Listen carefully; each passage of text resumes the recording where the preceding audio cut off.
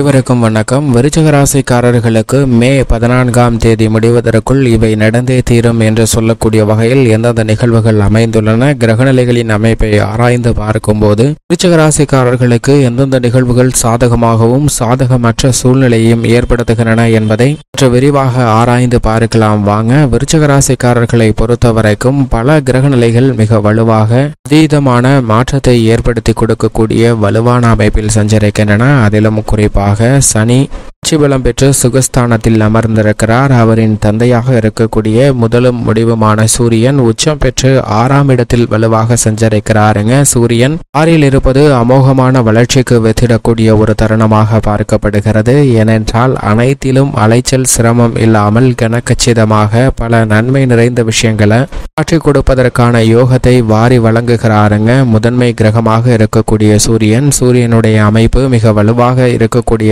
இந்த வேளையில் பல்வேறு வகையான தடைகள் தாமதங்கள் அனைத்தும் விலகி நல்ல முன்னேற்றமும் வெற்றி வாய்ப்பும் நிறைந்து கிடைக்கக்கூடிய அதிர்ஷ்டமும் யோகமும் நிறைந்த ஒரு தருணமாக அமைந்துள்ளது என்பதை தெளிவாகவும் துல்லியமாகவும் உறுதிப்படுத்துகிறார். எனவே பல்வேறு வகையான தடைகள் சிரமங்கள் சிக்கல்கள் நீங்கி நல்ல முன்னேற்றமும் வெற்றி வாய்ப்பும் இந்த தருணத்தில் சூரியனின் அமைப்பு காரணமாக கிடைப்பதற்கான யோகம் உண்டு. அவருடன் இணைந்து சுக்கிரன் சஞ்சரிக்கிறார். 7ஆம் தேதிக்கு பிறகு வித்யாகாரகராக இருக்கக்கூடிய புதனும் சஞ்சரிக்கிறாருங்க.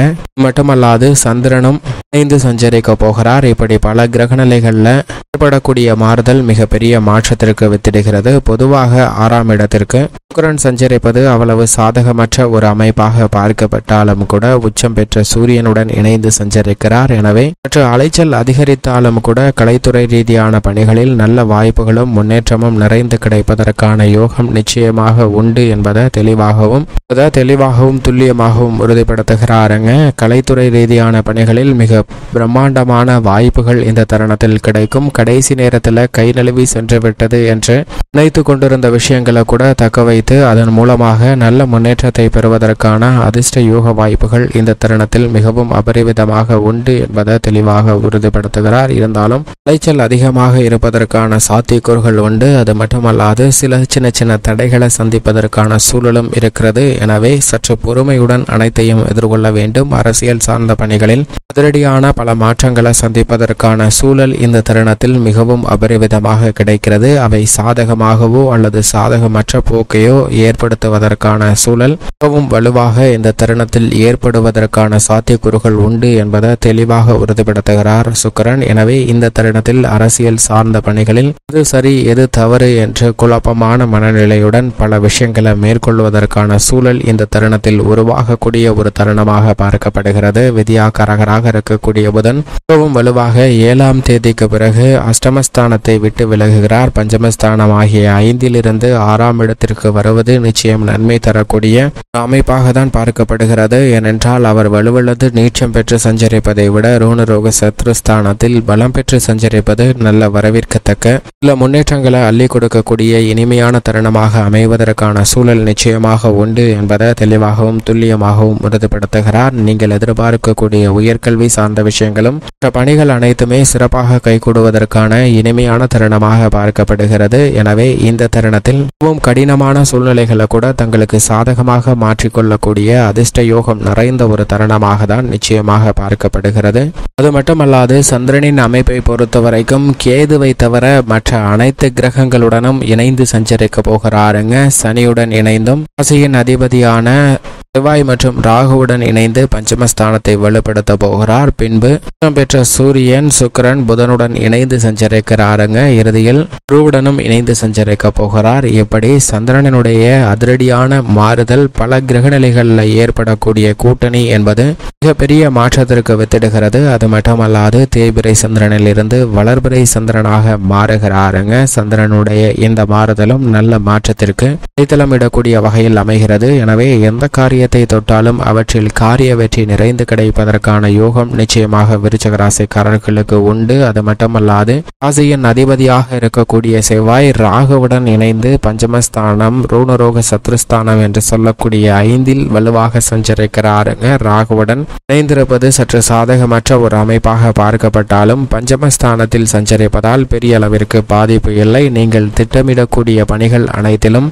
மிகப்பெரிய அளவில் வெற்றி வாய்ப்பை உறுதிப்படுத்தி கொடுக்கிறாருங்க. இருக்கிறாருங்க. ராசியின் அதிபதியாக இருக்கக்கூடிய செவ்வாய். எனவே இந்த தருணத்தில் புதிதாக நிலம், வீடு, வீட்டுமனை, வாகனம் வாங்குவதற்கான யோகமும், பல்வேறு வகையில அதிரடியான நல்ல பல மாற்றமும், சுப நிகழ்வுகளை திட்டமிடும் போது அவற்றில் முன்னேற்றமும் நிறைந்து பெறுவதற்கான யோகம் உண்டு என்பதை தெளிவாக உறுதிப்படுத்துகிறார். ராகுவும் ஜெமஸ்தானத்தை வலுப்படுத்துவதால் பல நன்மை உண்டு. அது மட்டுமல்லாது மோட்சக்காரகரான கேது லாபஸ்தானத்தில் அமர்ந்திருக்கக்கூடிய இந்த வேளையில் குருவின் சுப பார்வை கேதுவின் மீது பதிவதால் லாபம் அதிகரிக்கக்கூடிய யோகம் உண்டு. எதிர்மறையான சிந்தனைகள், கற்பனையான பயங்கள் நீங்கி அனைத்தையும் தெளிவான கண்ணோட்டத்தோடு அணுகுவதோடு மட்டுமல்லாது மிக பெரிய அளவில் வெற்றி வாய்ப்பும் முன்னேற்றமும் நிறைந்து பெறுவதற்கான அதிர்ஷ்ட யோகம் நிறைந்த ஒரு தருணமாக அமைந்துள்ளது என்பதை தெளிவாகவும் துல்லியமாகவும் உறுதிப்படுத்துகிறாருங்க. இது நிச்சயம் வரவேற்கத்தக்க ஒரு அமைப்பாக பார்க்கப்படுகிறது. இதைவிட முதன்மை முழு சுபகிரகமாக இருக்கக்கூடிய குரு சப்தமஸ்தானமாகிய 7ல் வீற்றிருக்கிறார். குரு 7ல் வீற்றிருப்பது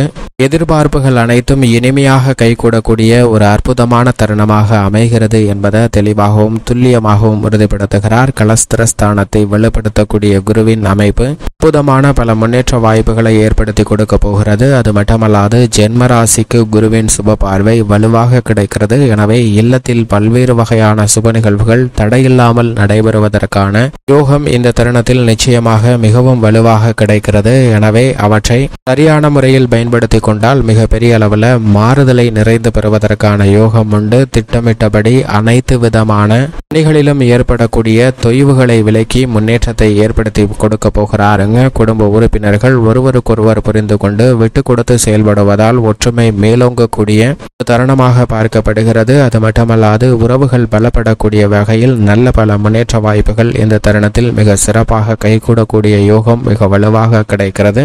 இந்த தருணத்தில் சனி ஆட்சி பலம் பெற்று 4ஆம் இடத்தில் கும்பராசியில் வலுவாக சஞ்சரிக்கிறார். குடும்பமாக நன்மை கொடுக்கக்கூடிய ஒரு அமைப்பு இல்லை என்றாலும் கூட ஏழரை சனி, ஜென்ம சனி, அஷ்டம சனி போன்ற பாதிப்புகள் இல்லை என்பதால் அர்த்தாஷ்டக சனியில மிக பெரிய அளவில் சிரமத்தை சந்திக்க வேண்டிய சூழல் நிச்சயமாக இந்த தருணத்தில் ஏற்படாது. திருக்கணிதத்தின்படி பாதிக்கு மேல் தனது சஞ்சார தூரத்தை கடக்க இருக்கக்கூடிய சனியின் அமைப்பு சிரமங்களை குறைத்து இனிமையாக மாறக்கூடிய ஒரு தருணமாக மாறியிருக்கிறது. ஏனென்றால் குரு மிக வலுவாக சப்தமஸ்தானத்தில் அமர்கிறார். எனவே உத்தியோக ரீதியாக சந்தித்து வரக்கூடிய ஊதிய உயர்வு, பதவி உயர்வு உள்ளிட்ட பல சலுகைகள் கிடைப்பதில் ஏற்பட்ட தாமதம் விலகும். பகை உணர்ச்சி நீங்கி ஒற்றுமை பிறக்கக்கூடிய ஒரு தருணமாக உத்தியோகம் சார்ந்த பணிகள் அமையும். தொழில்துறை, வியாபாரத்துறையில் போட்டிகள், பொறாமைகள் இருந்தாலும் உங்களுக்கான இடத்தை தக்க வைத்துக் கொள்வதற்கான வாய்ப்பும் அதிக லாபத்தை ஈட்டக்கூடிய வகையில் உங்களுடைய திட்டங்கள் மிக சிறப்பாக வெற்றி அடையக்கூடிய யோகமும் இந்த தருணத்தில் மிகவும் வலுவாக விருச்சிக ராசிக்காரர்களுக்கு கிடைக்கிறது. மேலும் இந்த தருணத்தை சாதகமாக மாற்றிக்கொள்ள நிச்சயமாக விருச்சிக ராசிக்காரர்கள் வருகின்ற 7ஆம் தேதி சூரியனும் சந்திரனும் இணைந்து ரூணரோக சத்துருஸ்தானமாகிய 6ஐ வலுப்படுத்தும் போது அமாவாசை தினமானது வருகிறது. அந்த அமாவாசை தினத்தன்று முன்னோர் வழிபாட்டை சரியான முறையில் மேற்கொள்ளுங்கள். அப்படி மேற்கொள்வதால் பல்வேறு வகையான பாதிப்புகள் நீங்கி முன்னேற்றமும் சுபிட்சமும் வாழ்வில் நிச்சயமாக கிடைப்பதற்கான யோகம் விருச்சிக ராசிக்காரர்களுக்கு கிடைக்கும்.